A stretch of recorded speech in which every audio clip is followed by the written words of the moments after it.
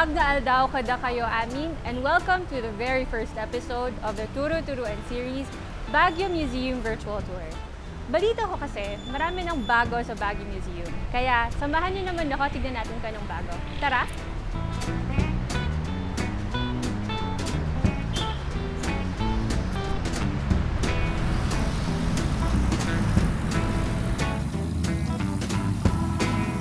Habang unti-unti na nagbubukas ang lungsod sa mga turista, ang Baguio Museum naman ay kasalukuyan din naghahanda para sa isang overall makeover.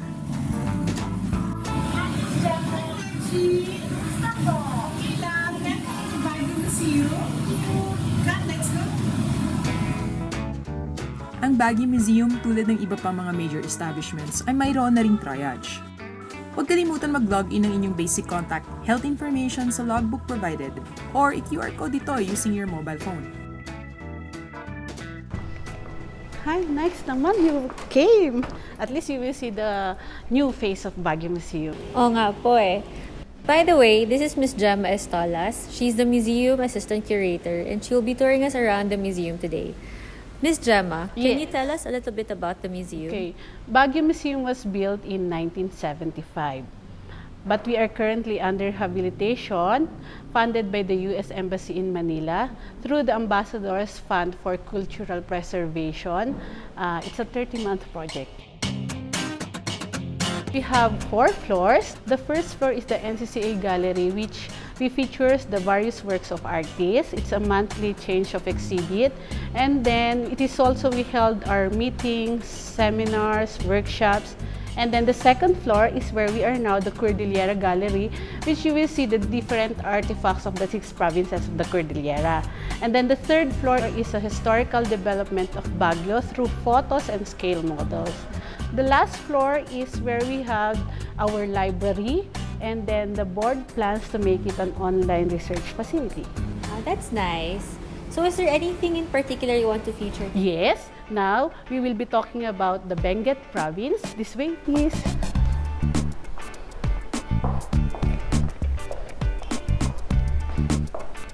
Miss Gemma, Yes. where do the artifacts come from?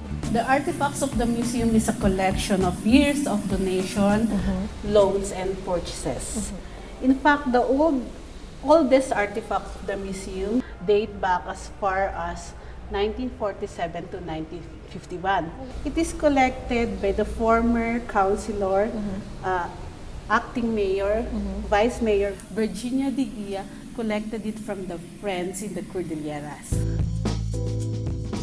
The museum was partially destroyed during the 1990 earthquake. It was demolished in 1992 through the help of DOT Secretary Mina Gabor. In 2000, NCCA Chairman Jaime Laya gave us funds to start the construction of the basement. And former Congressman Mauricio Dumogan rebuilt the rest of the 3 floors and turned it over to the Board of Trustees. And you mentioned earlier that the Cordillera floor where we are in features 6 provinces. Yes. Can you mention all 6? Okay, the 6 provinces of the Cordilleras are Benguet, Ifugao, Mt.Province, Kalinga, Apayao, and Abra. The province of Benguet is occupied by the Ibaloys, the Kangkanays, the Kalanguya, the Karaos, and the Uwa, whose main livelihood is agriculture because the province now supplies 90% of the highland vegetable needs of the country. And mining is also industry that in Benguet that existed for many years. I would like to emphasize here that all the cultural communities are harmoniously living together and we respect each other's beliefs. We respect each other's rituals. So we live in harmony. The Ibinguets, you see, are humble and simple people who value the sacredness of the rich culture.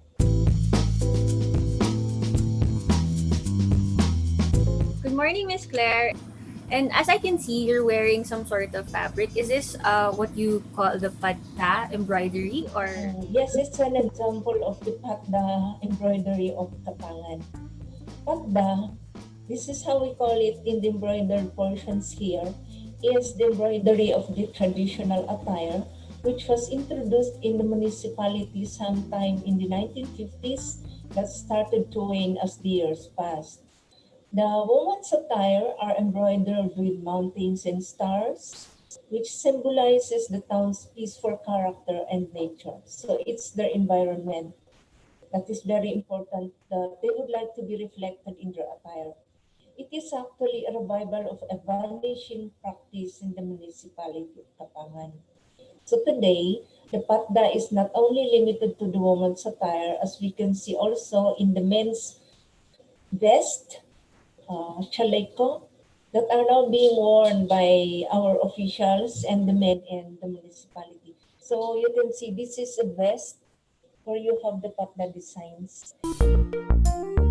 What kind of jewelry do the women of Benguet wear? They do not wear much jewelry except the bead of the seed or the bead or seed of the taktoy, which grows along the rivers and streams. They also wear the duli, which is made of vertebra of snake and python. The duli is worn by women when they are about to give birth. They believe that it is worn to ensure safe delivery of a baby. These are the things used by miners. These are gold ore grinder, okay, the gaidan, and then the gold ore crusher, the alintag. Benguet is known as the mining community, Oh, and they use these. and then you have this.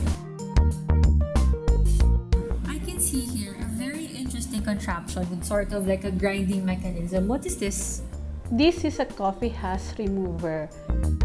When you make a device, you depend on the land. For instance, the coffee husk remover, the Benguet people use wood. It is used to peel the coffee skin from the bean so they can make their own coffee.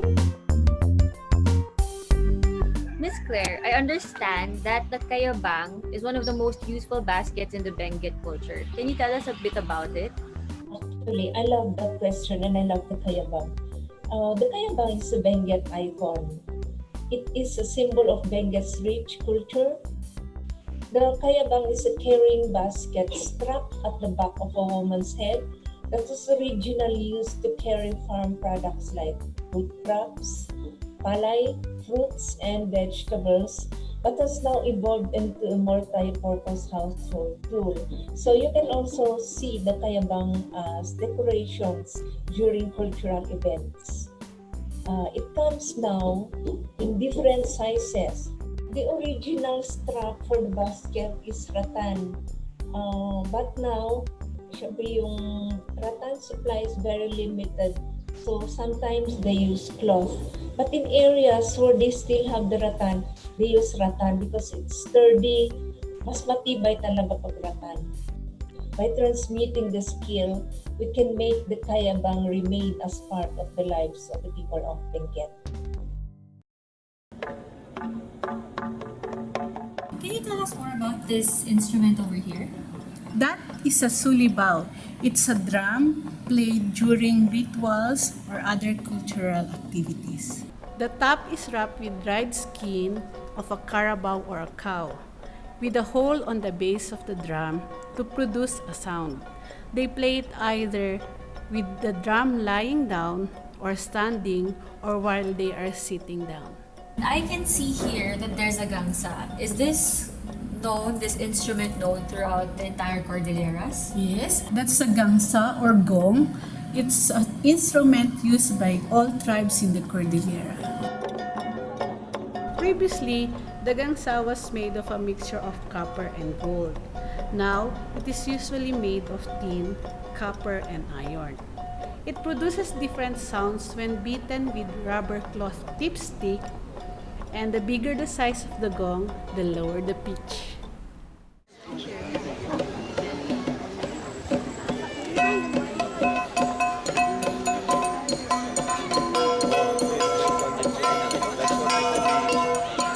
Miss Claire, can you tell us about the Bendian dance and its significance in the community?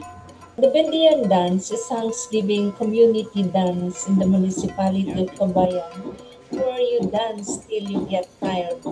And the word Bendian means you dance until you get tired. So, Bendi, Magdi, it's an Ibaloy word. So people can join as many of them to form two circles, outer and inner. The outer circle is composed of all women, and the inner circle is supposed to be composed of male because they are the hunters.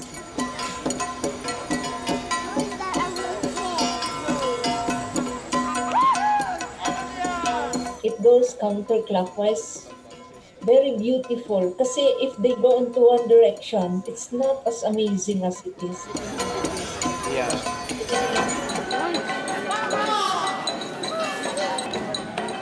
This has been a community dance that is now being performed in almost all cultural dances, not only limited to Kabayan, but especially in other areas, like during Adibay.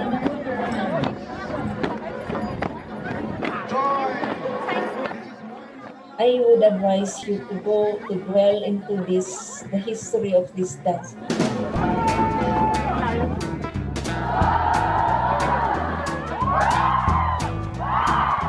Do you have any additional information that you'd like to share with us, Ms. Claire? I would like to encourage people to visit the Baguio Museum and see the Benguet collections to be able to understand and appreciate the culture of the people of the province of Benguet. I am proudly Benguet.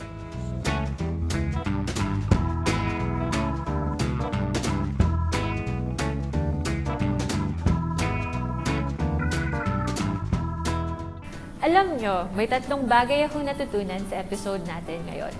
Number one, how the Benguet people are one of the simplest tribes. Second is how the Benjan dance is actually celebrated by the whole community, and each hand movement and footwork signifies their life and their culture. Lastly, how the Benguet people always aim to preserve their culture by passing it from generation to generation. This is where we conclude the very first episode of the Turo Tour-uan Series, Baguio Museum Virtual Tour. Very special thank you to Ms. Gemma Estolas, Museum Assistant Curator, and Ms. Claire Prudencio, Baguio Museum Benguet Culture Bearer.